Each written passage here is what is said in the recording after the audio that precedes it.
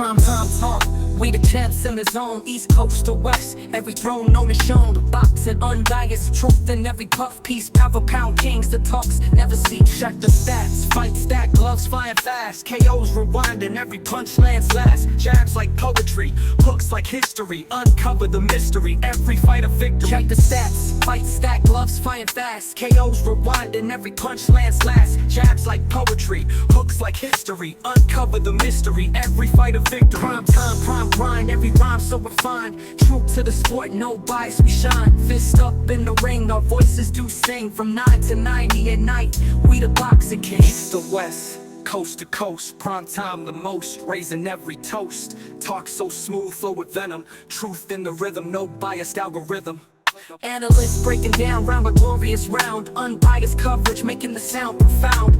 Fighter profiles, every style compiled. Games by strategy, casuals beat beguiled. Prime time, prime grind, every rhyme so refined. True to the sport, no bias, we shine. Fist up in the ring, our voices do sing. From 9 to 90 at night, we the boxing kings. We the boxing kings. Oh man, let's go ahead and jump on into this video, shall we? Man, oh man, it was a pretty good, I say, weekend for me. You know, got a lot of things accomplished, got some things done. But I had enough time to get ready and get prepared for the Mayweather versus John Gotti, the third part 2. Yeah. Never would you thought in the history books where you would see or hear of a Mayweather Jr. fighting John Gotti, his son's grandson. Yeah, crazy, right? But it happened. John Gotti III got in the ring with one of the greatest boxers of all time, Floyd Mayweather Jr., the greatest of our era, put it that way. And so, wow, the fight card, it felt like it was a very, very long-winded fight, I will say the most.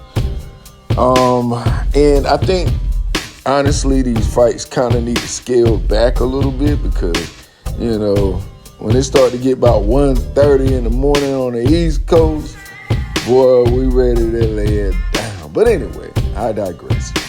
The fight started out in the first round, both guys filling each other out.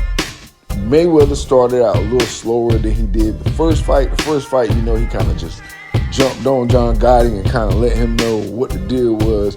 But this fight right here was more of a balanced fight, I would say. A balanced diet. Try it. But anyway, both fighters filled each other out. And that is what led to the very, very interesting, to say the least, second round. The second round began, you know, it was a bunch of stuff going back and forth. John Gotti was complaining about getting hit in the back of the head, yada, yada, yada.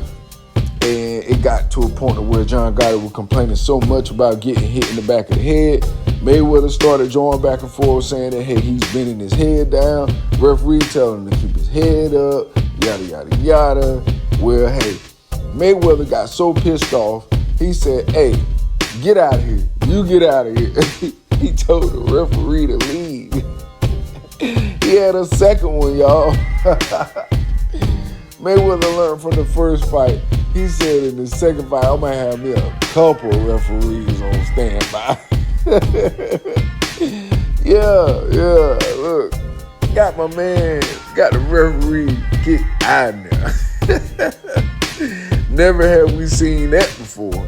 Yeah, but, you know, hey, it was an exhibition fight. So, hey, I guess, you know, in exhibition fights, anything can happen. Well, anything indeed happened. We saw in the second round of the first time ever in a Mayweather fight where a referee got kicked out and brought another referee in to finish the fight. That right there, my friends, ladies and gentlemen, was pretty much the highlight of the night. I think this fight actually was an exhibition this time. Both gentlemen were more sportier this time. Both fighters were more focused this time. It wasn't a lot of advancement. It wasn't a lot of trading blows in the heat of moment. It was more of both fighters picking their shots, taking their shots, and just being very cautious and careful. John Gotti III, I feel as though he didn't move forward with any consistent combos. I think he was doing more of a 1-2, 1-2, trying to land shots, and I think that was the downfall of his part. But you have to realize he's in a ring with one of the best fighters in the world, so he knows about distance and spacing and placement. Mayweather kept his hands up. He kept blocking. A lot of shots that John Gotti threw didn't land. So it is what it is. You know, Mayweather, he did what he does best. Even in his 40s, he's still letting people know, I can do this.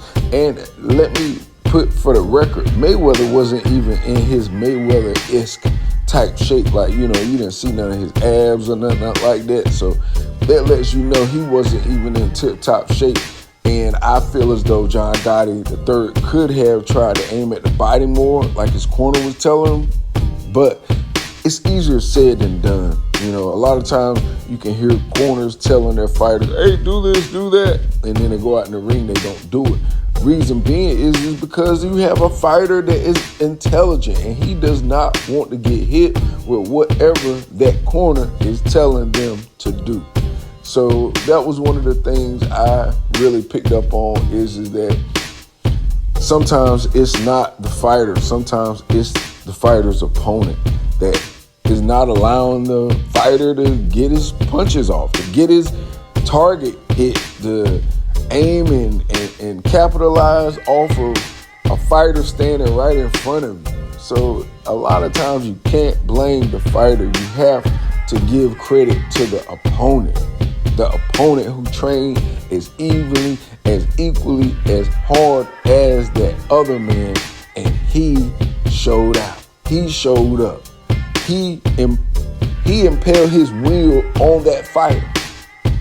And that's what you have a lot of times. You have guys that are imposing their will on another fighter, regardless if that fighter might be the baddest person in his hometown, his gym, and all this and that. Well, he might meet up with somebody that's even bigger and badder than him.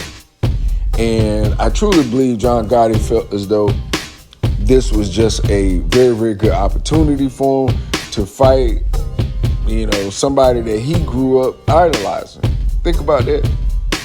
You know, you liking a fighter, idolizing a fighter. At best, you just hoping you run into him one day and get you an autograph. But John Gotti III ended up in the ring with somebody he idolized, somebody that he grew up watching, seeing, have his whole era before him. And, you know, hey, that's a bucket list thing. That's something to check off your list right there. If you can capitalize off that, you can get paid by fighting Mayweather. That's a payday. That's a payday. Period. Like Canelo said, payday. Yeah. So, I mean, hey, it is what it is, y'all. I don't really see too many people beating Mayweather. I feel as though he's going to ride out in the sunset exhibition style. I don't know of too many other fights. They was talking about Victor Ortiz being on that card and fighting. And that may be a part 2 that Mayweather will do exhibition style. And I could see that, but, you know, it definitely really isn't a lot of steam behind Victor Ortiz's name, so I don't know how well that would do number-wise, but I'm sure Mayweather's doing consistent numbers across the board, as usual. He's a big draw. Cities love him. He comes in, he brings the city a lot of tax money, a lot of dollars, hotel rooms, things of that nature. So people love when superstars come to their town and bring revenue. Mayweather is a revenue driver. So if you are a town or a city or a state or a country in need of some money and you're hungry, book Mayweather. He'll probably pack it out. You'll flip your money back. You'll bring some attraction to the town. And hey, you can ride out in the sunset knowing that hey, you were the first one to bring Mayweather to your town. Hey, look, I gotta give it to Mayweather. One of the best exhibition careers I've seen. You know, it's a lot of fighters that, yeah, we saw them do exhibitions. Some fighters, think about Ali and them guys, Frazier and them guys. It won't no exhibitions for them. You know, them guys had to fight until they couldn't fight no more. And so I really appreciate Mayweather because he has ushered in the business era of the boxer. Now he's ushering in the exhibition era of the boxer. And what I mean by ushering in the business era of boxing is because a lot of fighters was not keen to the business side of it until the era of Mayweather. Mayweather showed fighters of all races that you can be your own commodity. You can be your own brand and business. And so you have to accredit that to Mayweather. And now he's ushering in the exhibition era. And you see Manny Pacquiao and others following in that footstep of making money in exhibition, putting on good entertainment for folks, using their name and their brand to still capitalize even after they are retired. So kudos and congratulations to Mayweather. Congratulations on his win last night. And congratulations to Curmel Moton as well. He is red hot right now. Mayweather is taking him along, putting him on the undercards of the majority of all his fights. And Curmel Moton, 4 or 5 fights in already now? Hey, look, the young man is doing a tremendous job. Keep up the good work. And with that being said, that's all I got for this video. You already know the routine. When you leave my house, hit that like button, hit the subscribe button, smash the bell icon so you can be notified the next time I drop these next, latest, and greatest videos here on Primetime Talk TV. And I'm on social media everywhere. And definitely go to the website, PrimeTimeTalkTV.com, and copy some merch. All right, y'all. Peace, love, and until next time.